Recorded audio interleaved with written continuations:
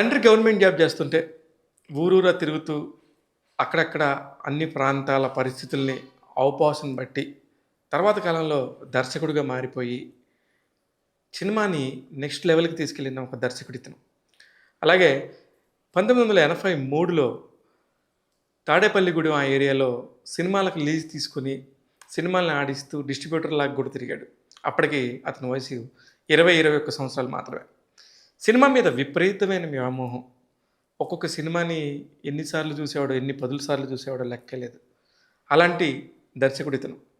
అక్కడి నుంచి కట్ చేస్తే సినిమా మీద పిచ్చి ఎక్కువైపోయింది, వ్యామోహం ఎక్కువైపోయింది. ఈ డిస్ట్రిబ్యూషన్ చేసే దగ్గర లాస్లు వచ్చేసాయి. ఇట్లా కాదు, నా ప్రయాణం మారాల్సిందే అనుకొని తన ప్రయాణాన్ని చెన్నైకి మార్చుకున్నాడు. అక్కడికి వెళ్ళి అసిస్టెంట్ డైరెక్టర్గా చిన్న చిన్న సినిమాలు చేసుకుంటూ, చిన్న కెమెరామెన్ అసిస్టెంట్గా, లైట్ బాయ్గా ఇలా రకరకాల పనులు చేసుకుంటూ వచ్చాడు.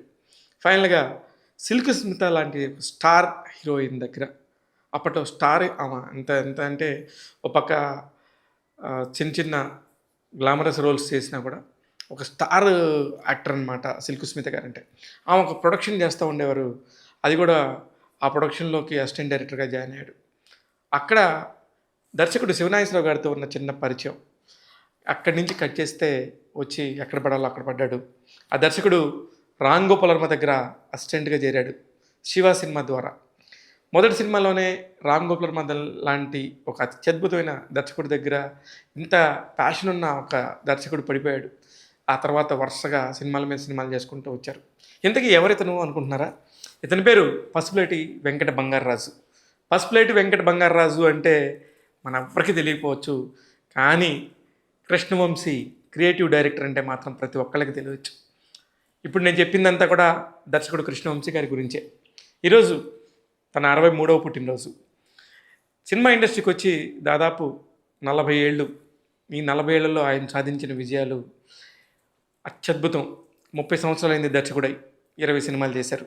ఈ 40, 30, 20 ఏంట్రా అనుకుంటున్నారేమో. ఈ 40 సంవత్సరాల్లో తన సినిమా మీద మొదటి 10 ఏళ్ళు సినిమా కోసం పరితపించి ఎప్పుడెప్పుడు డైరెక్టర్గా అవుతాడా అని చెప్పేసి ఎదురు చూసిన క్షణాలు.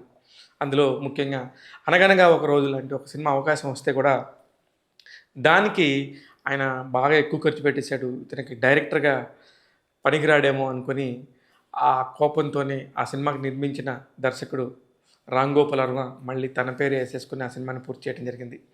మళ్ళీ ఇమ్మీడియట్గా గులాబీ అనే ఒక సినిమాని కూడా దర్శకత్వం చేసే అవకాశం వచ్చింది. ఆ సినిమా కూడా మంచి హిట్.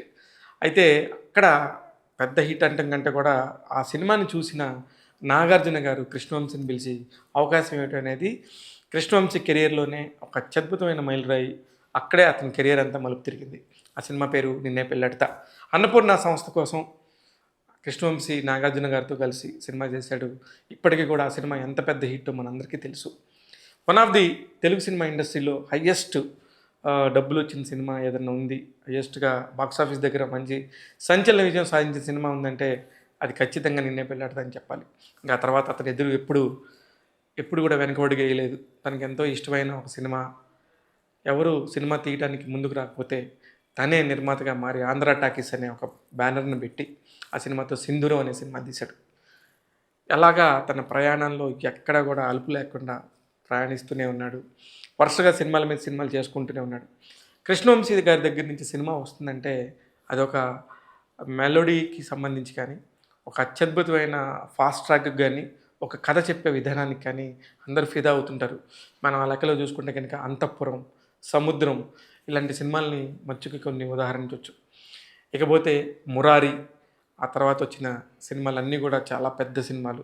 మురారి తర్వాత వచ్చిన సినిమానే ఖడ్గం. అది నేషనల్ ఇంటిగ్రేషన్ అవార్డు వచ్చిన సినిమా. ప్రతి సినిమా కూడా అప్పట్లో కృష్ణవంశీ గారి దగ్గర నుంచి వస్తుందంటే ఒక సంచలనంగా ఉండేది. ప్రతి ఏడాది ఖచ్చితంగా 95 నుంచి 96, 97, 98, 99, 2000, 2001, 2, 3, 4, 5, 6, 7, 8, 9 దాకా ఆయన చరిష్మా ఫుల్గా సాగుతూనే ఉండింది. ఆ తర్వాత సినిమా మార్పు అయి ఉండొచ్చు, ఫైనాన్షియల్ మార్పులు అయి ఉండొచ్చు. కృష్ణవంశీ గారు ఎప్పుడు కూడా ఒక హీరోని నమ్ముకొని ఎప్పుడు సినిమా తీయలేదు.